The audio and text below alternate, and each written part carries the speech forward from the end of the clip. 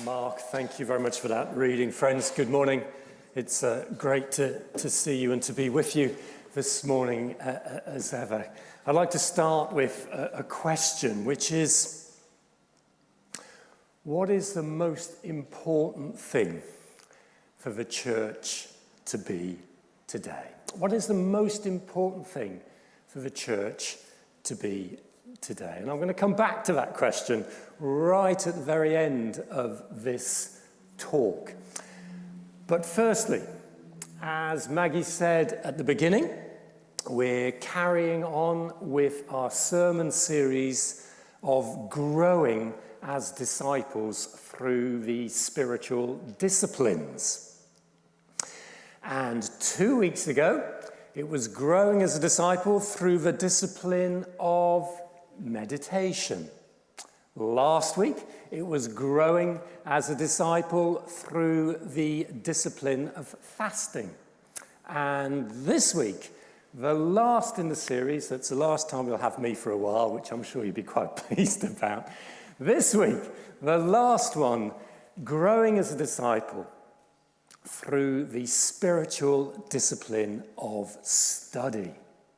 Now, I think this is one of the most exciting spiritual disciplines because study is about transforming us. And God is in the business, isn't he, of transforming us. And right the way through the Bible, right from Abraham started off as a bit of a coward.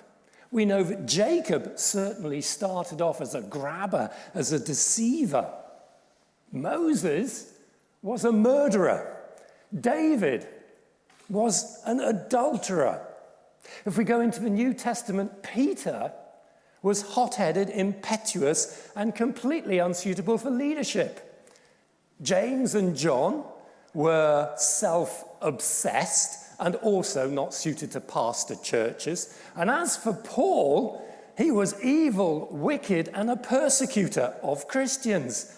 And what did God do with each and every one of them? He transformed all of them. God is in the business of transformation. He transformed them, and he wants to transform me, and he wants to transform you. From our text from Romans, which Mark read so well. Romans chapter 12, verse 2. Do not conform to the pattern of this world, but be transformed. So we ask the obvious question, how, Lord, are we transformed into what you want us to be? And the answer comes in the next few words of that text. Do not conform to the pattern of this world, but be transformed by the renewing of your mind. In other words, be transformed by study. Are we open to being transformed by study? Just as an illustration, when I was a little boy, I used to think that the sun rose in the east and set in the west. As I got up in the morning, I saw the sunrise, I got out my compass, and it pointed due east. And then in the evening, when the sun disappeared behind the horizon, I got out my compass, and that pointed west. So the sun rises in the east and sets in the west. And it wasn't until later, when I studied this a little bit, I realized I was completely wrong. Of course, it goes back to Nicholas Copernicus in 1543 and his heliocentric model of the solar system, whereby the sun doesn't revolve around the earth, but the earth revolves around the sun. Therefore, not only does the sun not rise in the east, but the sun doesn't rise at all, because it's we who are actually moving around it. And it was a change in my whole thinking based on study. Now you can imagine in 1543 that paradigm shift for the whole of the world. What a huge difference that must have made. But I think even more than that paradigm shift in 1543, 28 years earlier, I think what happened was even more interesting. In 1515, an Augustinian friar in Wittenberg one night was poring over the scriptures, and he was really confused with the idea of the good news and the righteousness of God.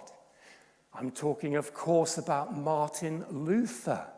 And he was poring over the idea of the righteousness of God, thinking to himself, puzzling, wrestling with this through the night. How can the righteousness of God mean that God is righteous and he's going to punish all of us sinners when we fall short? How is that good news? In fact, is that why Jesus came to earth?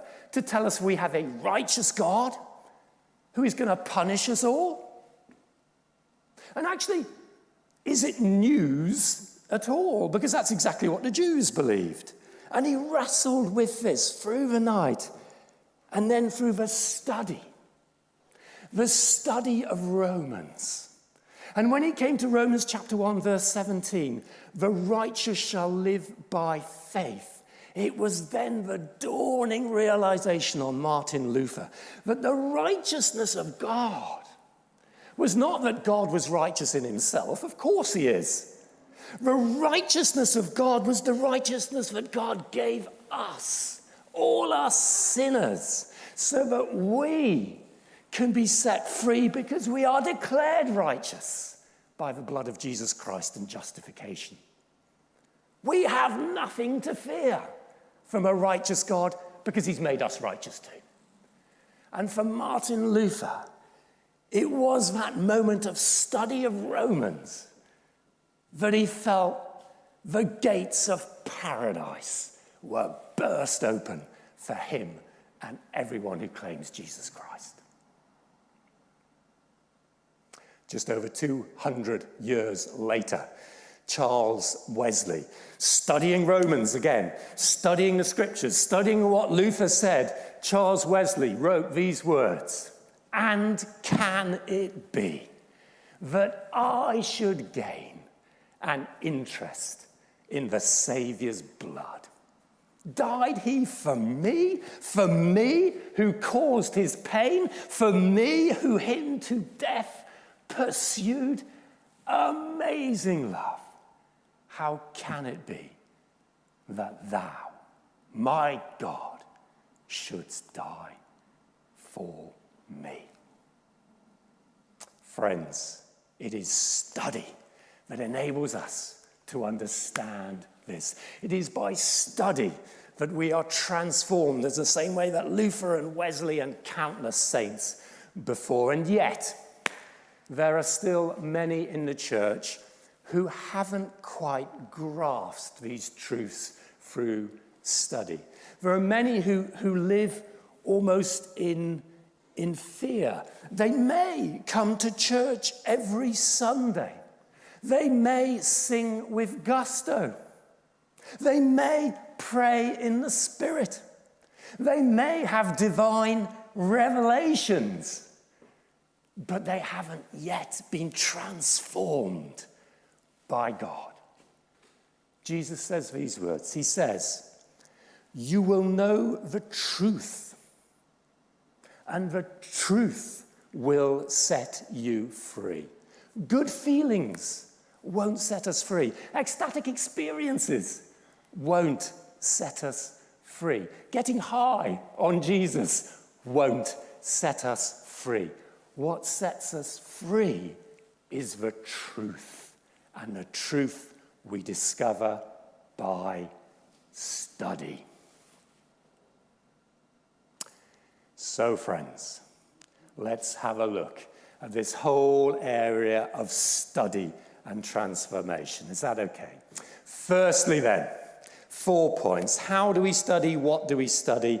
Then we're going to apply this idea of study. And then fourth and finally, we're going to have a look at an opportunity for all of us by the end of this service to study. So that's something to look forward to. Firstly then, how do we study? Friends, if we're going to be serious about being transformed and studying, we need to immerse ourselves in the subject. You know, it says in Phillippians chapter 4 and verse 8, if anything is excellent, if anything is praiseworthy, think of these things. It's an active will. You know, so much in our life we're distracted by meaningless TV programs or media or whatever, but think about what is noble and true and just and pure. If anything is excellent, think on these things. Do not be distracted. And in studying and focusing on the subject, it's good to use all our 5 senses. This is a bit like St. Ignatius. Remember 2 weeks ago, St. Ignatius using the senses for meditation? But meditation and study are different. Meditation is about hearing from God and responding with emotion. Study is not so much about emotion. Study is about analysis, interpretation, and evaluation so that we take it through a different cognitive process through our brain, and then we are transformed to do something very, very different. Next, what? What should we study? Friends, we should study anything by which God wants to transform us. It could be studying people, could be studying people's behavior, could be studying events. It could be studying creation. Again, not to respond in love and emotion, but to study creation and say, how do I interpret and analyze what God might be transforming me by? But, of course, the most obvious thing to study is books. Books. Non-Christian books and also Christian books. And here we have a picture of my theological library at home. It's not very big, but it's okay. So theological Christian books are a great way to study. What Christian books should we study for transformation? Well, I've pulled off the shelves for you 12 of them. This list, of course, you can have this list afterwards.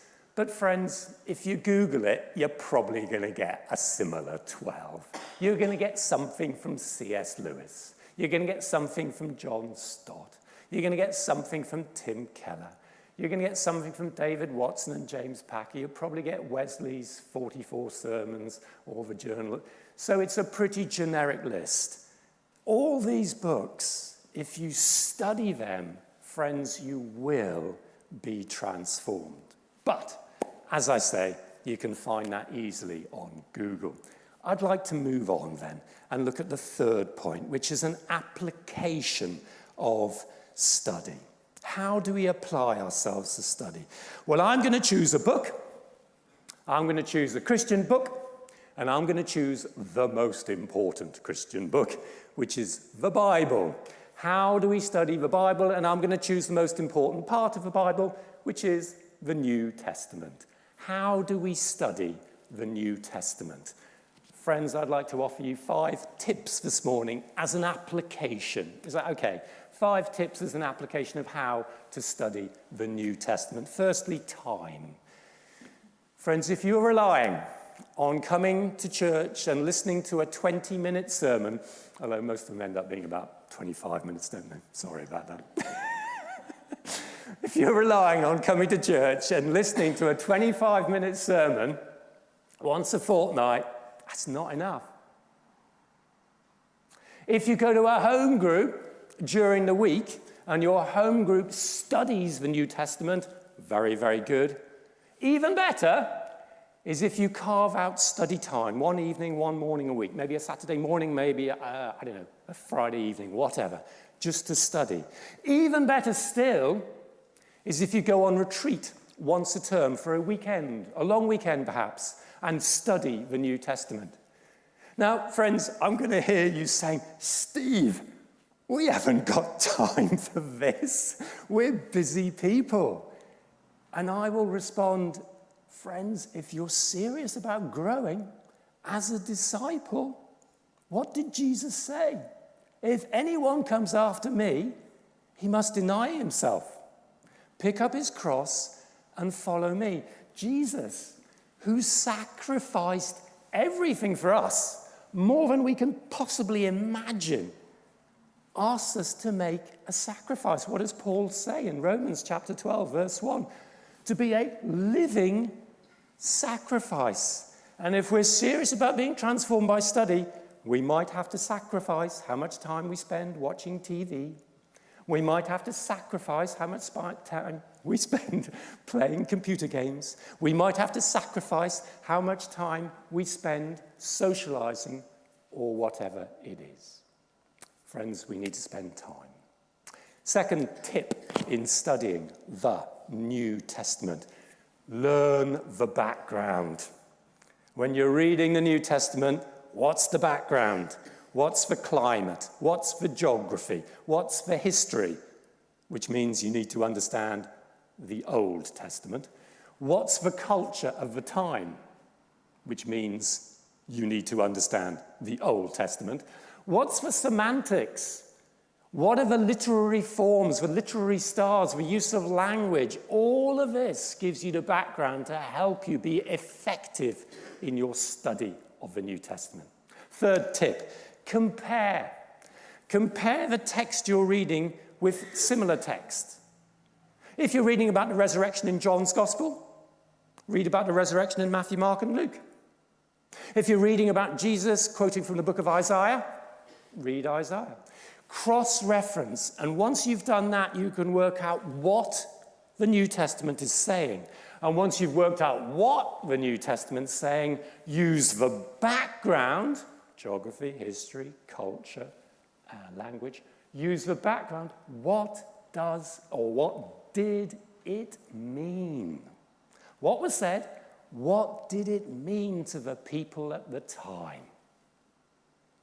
And then finally, what does it mean for us today? Next tip number 4. Commentaries. They're great. Buy them, read them, use them, but 2 caveats. Firstly, a commentary should never substitute for the Bible. Don't read the commentary first. Read the Bible first. Put most of the emphasis on the Bible. Second caveat, commentaries can sometimes be wrong. The Bible, never wrong. The commentary can be. You've got to evaluate, analyze, interpret, evaluate the commentary. What's the background of a writer of a commentary? Are they evangelical? Are they liberal? Are they orthodox? Are they whatever it is? So analyze that. Finally, 5th and final tip for studying the New Testament as we apply all this: don't read it in fragments. Too many Christians pick out a verse here and a verse there and a verse over there. And you know the verses we pick out? The ones we understand, the ones we like, the ones that accord with our worldview. Friends, I'm saying when you study the New Testament, read also the verses you don't understand. Read the verses you don't like. Read the verses that contradict your worldview. You see, the problem for many Christians is they work out what they think about things, and then they go to the Bible and pluck out the verses that correspond to what they've already thought. Friends, this is 180 degrees round the wrong way. We should start from the Bible, study the Bible, and then we should be transformed by it. Fourth, and finally then, as we look at an application of study, we come to an opportunity for study for all of us. Is that okay? Friends, this is not a task. This is not homework. But what I'd like you all to do by this time next week, in fact, the service next week is 10 o'clock, so you've got an extra hour. I would love it if all of you, with that extra hour, by this time next week, have not read fragments of the Bible, but have read the whole of Mark's Gospel. Now, Mark's Gospel is the oldest and the shortest Gospel. It is only 16 chapters. It is fewer than 12,000 words. If you think about it, that's shorter than any government report. That's shorter than any annual statement from a FTSE 100 PLC, which is the sort of stuff we read in work. Yeah, it's short, fewer than 12,000 words. Can you read it all? Now, remember, this is not meditation and falling in love with God just this way. This is study. So as you read it, with a pencil in one hand or highlighter pen, underline those bits that don't make sense at first. Underline those bits you've never realized were there. Underline those bits which are new for the first time to you. And then read those bits and study and puzzle it out. And see if God is transforming you by a verse which is unusual or unexpected or new or different that you didn't realize. See if God is transforming you.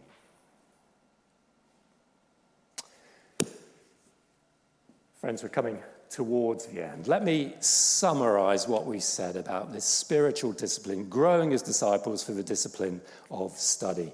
How do we study? We just need to immerse ourselves in the subject, not to be distracted, and we need to use all our senses. What do we study?